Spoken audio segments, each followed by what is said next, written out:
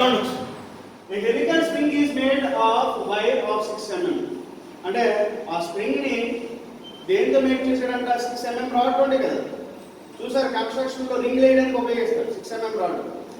Okay, అలాంటి వాటితో దాన్ని మ్యానుఫ్యాక్చరింగ్ చేయాలి. మేడ్ అంటే ఏంటి? తయారు చేయడం. ఓకే, మేడ్ చేశాడంట. అంటే మనకి గివెన్ డేటా కూడా పేదలుగా రాయేస్తాను.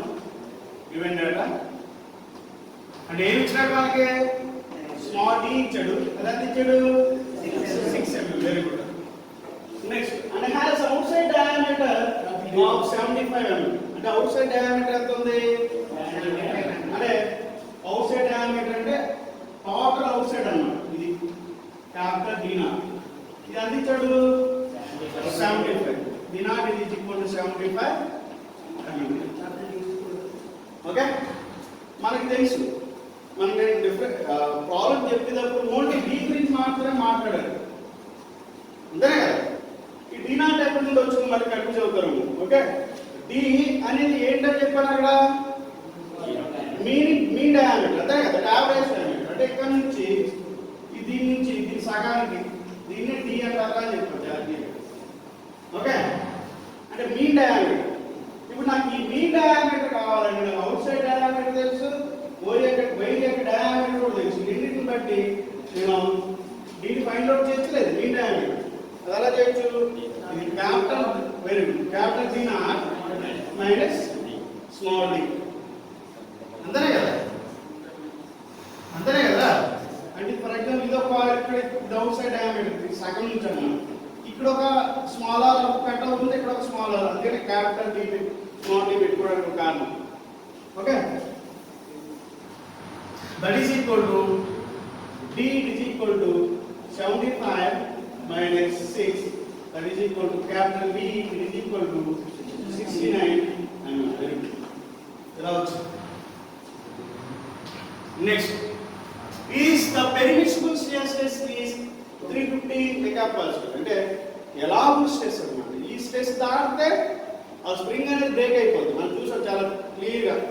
రైల్వే ఇంజిన్స్ అని చెప్పాను క్లియర్గా, చాలా చాలా సార్లు చెప్పండి. రైల్వే ఇంజిన్స్ లో మనకి ఆ మొత్తం ట్రక్ అంతా కూడా వీల్స్ మీద డిపెండ్ అవుతుంది. ఆ వీల్స్ కి లోడ్ కి ఉన్న ఇంటర్మీడియట్ కాంపోనెంట్ ఈ స్ప్రింగ్స్. ఓకేనా, ఆ స్ప్రింగ్ మీద లోడ్ పడుతూనే ఉంటుంది.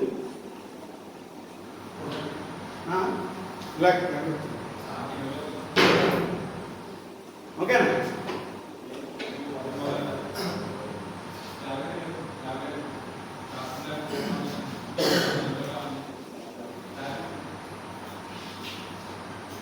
చూడండి ఒకసారి. The allowable stress is 350 megapascal. అంటే దాని మీద ఎంత స్ట్రెస్ వరకు తట్టుకోగలుగుతుంది ఆ స్ప్రింగ్? 350 megapascal. అంటే tau is equal to 350 megapascal. అంటే ఈ లోడ్ దాటితే కనుక ఆ కాంపోనెంట్ బ్రేక్ అయిపోతుంది. అడిగి ఆడ చెప్తున్నాడు allowable stress is 350. అంటే permissible stress అంటే మీనింగ్ ఏంటి? ఇట్ మీన్స్ ఓన్లీ 350 megapascal వరకు, అదే లిమిట్ అన్నమాట. షియర్ స్ట్రెస్ ఇంత స్ట్రెస్ వరకు తట్టుకోగలదు, దీని తర్వాత బ్రేక్ అయిపోద్ది. దీన్ని ఎలా అవ్వచ్చు లేకపోతే పెర్మిసిబుల్ అని అవ్వచ్చు, రెండు ఒకటే.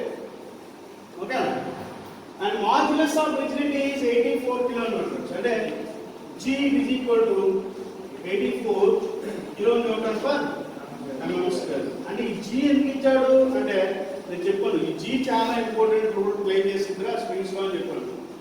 నేను చెప్పాను డూప్లికేట్ ఉంటుంది, ఒరిజినల్ ఉంటుంది. ఒరిజినల్ ఎక్కువ రోజు మనకి వస్తుంది, డూప్లికేట్ తక్కువ రోజు మనకి వస్తుంది. కారణం ఏంటంటే ఈ మాడ్యులస్ ఆఫ్ రిజిడిటీ వల్లే. ఓకేనా, అంటే క్వాలిటీ ఎక్కువ. మాడ్యులస్ ఆఫ్ రిజిడిటీ అంటే రెసిస్టెన్స్ టు డిఫ్లెక్షన్ అనేది చాలా ఎక్కువ ఉండేది. నేను చెప్పాను స్ప్రింగ్ బాల్ కి నార్మల్ బాల్ కి రెండు ఒకటే, బట్ మెటీరియల్ డిఫరెంట్. ఓకేనా, ఇది ఎక్కువ జంప్ చేస్తూ ఉంటుంది, అది తక్కువ జంప్ చేస్తూ ఉంటుంది. ఓకేనా, అంటే మాడ్యులస్ ఆఫ్ రిజిడిటీ ఎక్కువ ఉందనుకోండి, ఎక్కువ స్ప్రింగ్ యాక్షన్ ఎక్కువ ఉంటుంది, ఫ్లెక్సిబిలిటీ ఎక్కువ ఉండేది. అది తక్కువ ఉందనుకోండి, ఫ్లెక్సిబిలిటీ తక్కువ ఉండేది, ఆ లోడ్ దగ్గర అది ఈజీగా బ్రేక్ అయిపోతుంది. ఎందుకంటే బ్రిటిల్నెస్ ఉంటుంది ఎక్కువ.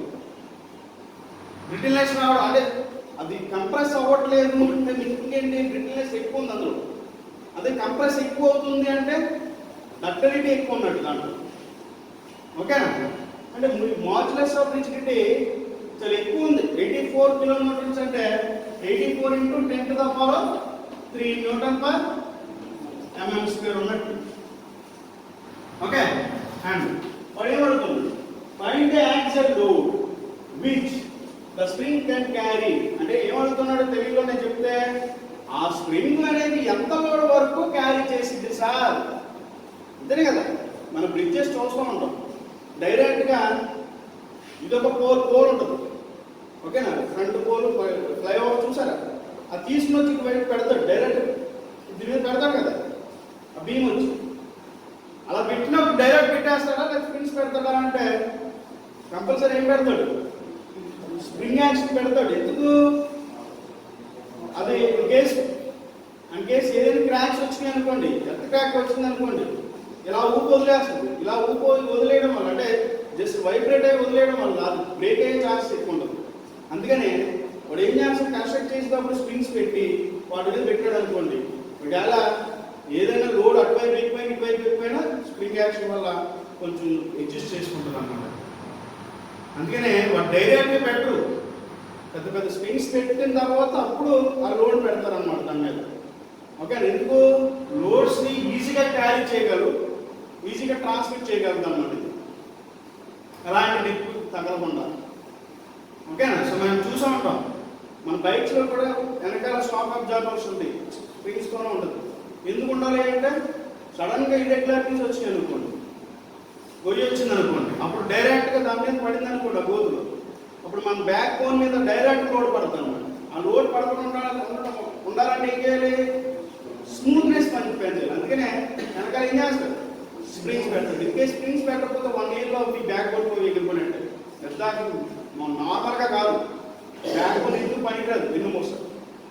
ఇన్కేస్ ఆ స్ప్రింగ్స్ లేకపోతే అంత దారుణమైన, అంటే స్ప్రింగ్స్ అంత హెల్ప్ చేస్తాయి అనమాట. అలాగే ఫ్రంట్ ఉన్న షాక్ అబ్జర్వర్స్ కూడా. ఇప్పుడు ఏమన్నాడు? Find the axial load. Axial load ఎందుకు అడుగుతున్నాడు? ఇప్పుడు బైక్లో ఆ స్ప్రింగ్లో పడే లోడ్ ఏంటి? యాక్సియలే కదా లోడ్, యాక్సియల్గానే పడేది లోడ్. ఆ స్ప్రింగ్ యొక్క లోడ్ తెలిసింది అనుకోండి, అంత లోడ్ వరకు దాని కెపాసిటీ ఇస్తాను, తర్వాత ఏమవుతుందని చెప్తాను? బ్రేక్ అయిపోతా అని చెప్తాను.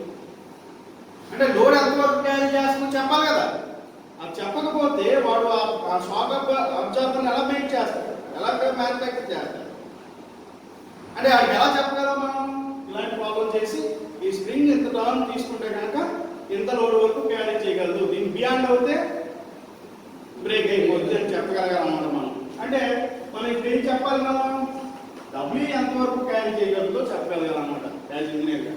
Next, deflection per active tone. Deflection per active tone అంటే ఏంటి చెప్పాను. డెల్టా అంటే ఏం చెప్పాను? డిఫ్లెక్షన్ అని చెప్పాను ఆల్రెడీ. కానీ ఇక్కడ యాక్టివ్ టోన్ అన్నాడు అంటే మనకి నెంబర్ ఆఫ్ టోన్స్ ఉంది.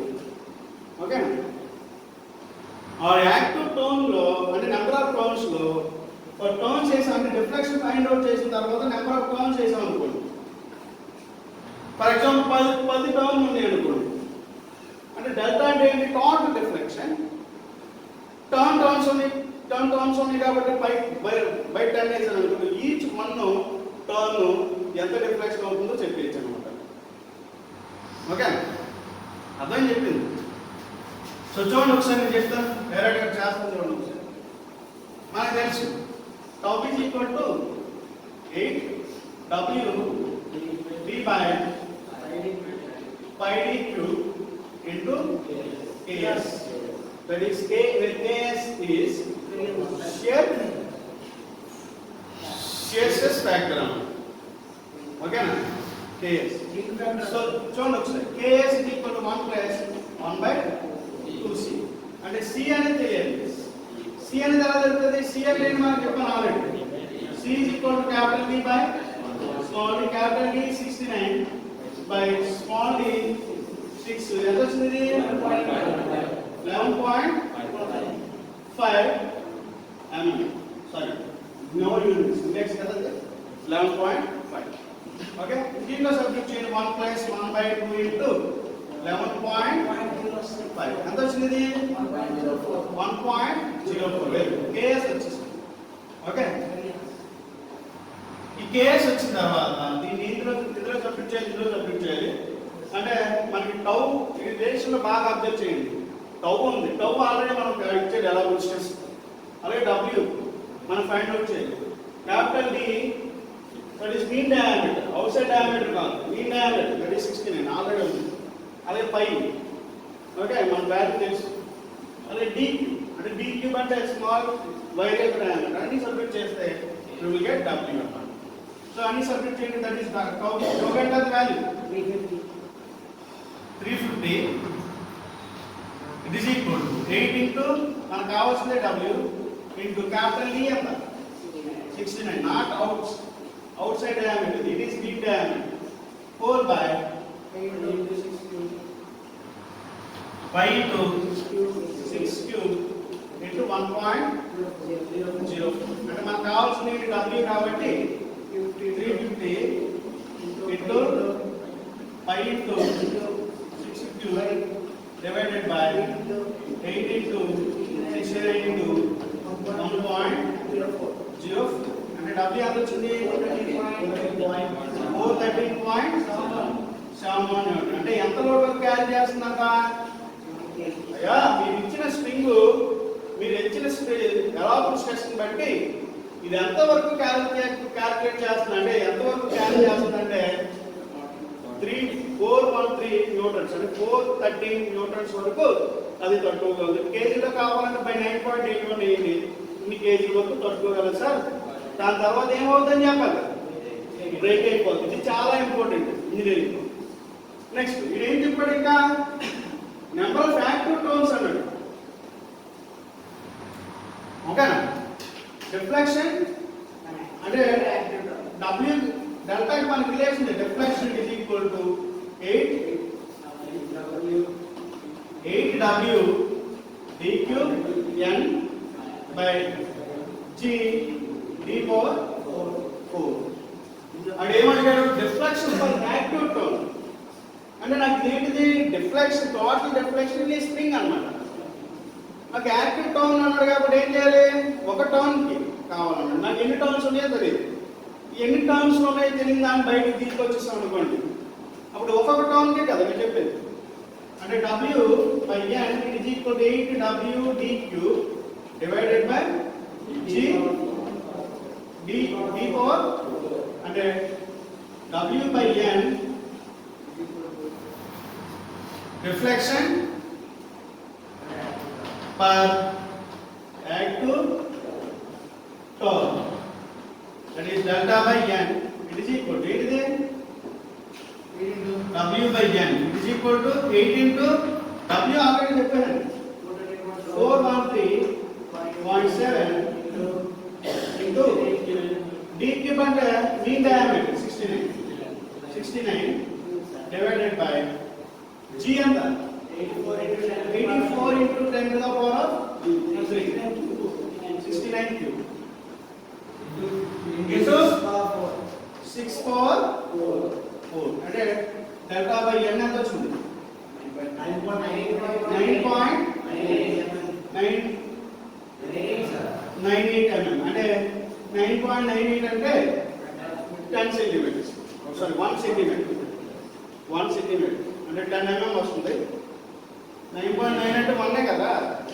J is equal to 4c minus 1 by 4c minus 4 plus 0.615 by c. C and A. So spring index అని చెప్పాను. సో చూడండి ఒకసారి K is equal to మనకి ఇక్కడ వచ్చింది 11.4 into 11.5 minus 1 divided by 4 into 11.5 minus 4 దీని ద్వారా కూడా చేయొచ్చు ప్లస్ 0.615 by 11.5. సో ఎంత వచ్చింది చెప్పండి ఫ్యాక్టర్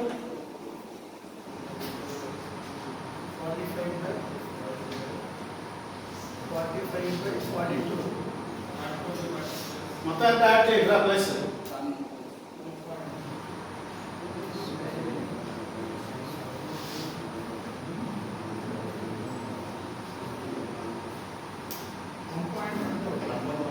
1.12 అంటే దీనికి ఈ ఫ్యాక్ట్ డిఫరెన్స్ ఎంత వస్తుంది?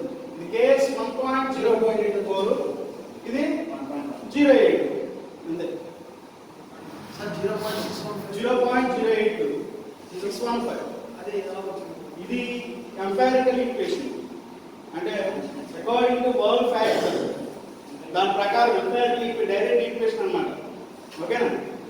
4c minus 1/4c plus 4c minus 4 plus 0.615 direct equation చెప్పాడు అన్నమాట. ఈ ఫ్యాక్టర్ అయితే మనకి ఇండెక్స్ నుంచి వచ్చింది. ఓకే, ఇది గుర్తుపెట్టుకోండి రిలేషన్ వరల్డ్ ఫ్యాక్టర్ అని కేవలం మీకు అడిగితే చేయండి లేదు. k వచ్చింది 1.12 వచ్చిన తర్వాత మన direct equation W is equal to 8W d by 5 dq. So దీన్ని బట్టి W ఫైండ్ అవుట్ చేయండి. అంటే W ఎంత already 350 it is equal to 8 into W into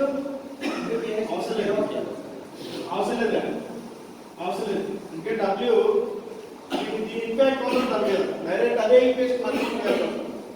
okay, only deflection per unit tone find out చేయండి. KS మారుతుంది కాబట్టి. Okay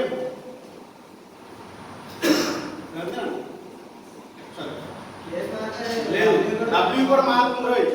W కూడా వేరే అవుతుంది క్యాల్కులేట్ చేయండి. అంటే కొంచెం వచ్చింది అంటే W అంటే topic is equal to 8 W d by 5 dq into k అంటే ఇదంతా 1000 350 it is equal to 8 into W into d ఎంత 69 4 by 5 into 6 cube into 1.12 దీని బట్టి W ఎంత చెప్పండి ఒకసారి. 384.16 న్యూటన్స్ అంటే దీనికి లోడ్ అంటే దీని ప్రకారం చెప్పినప్పుడు 413 అంటే దానికి దీనికి డిఫరెన్స్ 220 అంటే 20 గ్రామ్స్ డిఫరెన్స్ వచ్చింది అన్నమాట. ఓకే, అలాగే సేమ్ డెల్టా బై n కూడా ఫైండ్ అవుట్ చేయండి. డిఫ్లెక్షన్ పర్ యాక్టివ్ టర్మ్ దీన్ని ఎలా ఫైండ్ అవుట్ చేస్తారు? Delta by n it is equal same equation 8 into W ఎంత 380 4.16 into dq capital dq అంటే 69 whole cube divided by 84 into 10 to the power 3 into 6 power 4 అంటే only W మాత్రమే మారుతుంది. ఎంత వచ్చింది? 9.27 అంటే ఇది చేసిన రెండు ఒకటే వాల్యూ వేసుకుని చూడండి ఒకసారి.